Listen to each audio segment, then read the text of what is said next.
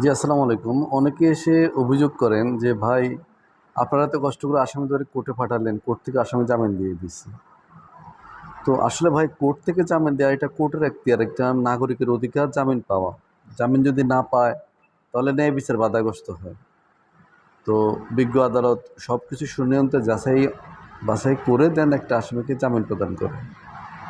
জামিন নিয়ে আসলে আপনাদের এতটা উদ্বিগ্ন না হওয়ার জন্য অনুরোধ করছি। বাট যদি কোনো ব্যক্তি জামিন লাভ করে, জামিন লাভ করার পরেও সেই নির্দিষ্ট তারিখে কোর্টে হাজিরা দিতে হয়। জামিন মানে সে মামলা থেকে বেকসুর খালাস নয়। অতএব জামিন সংক্রান্ত আপনাদের মনে যে ভীতিগুলো বা যে প্রশ্নগুলো আছে সেগুলোকে একটু প্রশমিত করুন। জামিন, আটক এগুলা একে অপরের পরিপূরক। বিজ্ঞ আদালত যাচাই বাছাই শেষে একজন আসামিকে জামিন দিতে পারেন। জামিন পাওয়া তার একটা আইনগত অধিকার। রাষ্ট্র অনেকের অনেক ধরনের অধিকার সংরক্ষণ করে, তার মধ্যে একটা অধিকারের নাম হচ্ছে আটক ব্যক্তি হলে তার জামিন লাভের ব্যবস্থা করা। বিজ্ঞ আদালত অনেক যাচাই বাছাই করে, অনেক শুনানি অন্তে তারপরে জামিনের সিদ্ধান্ত নেয়।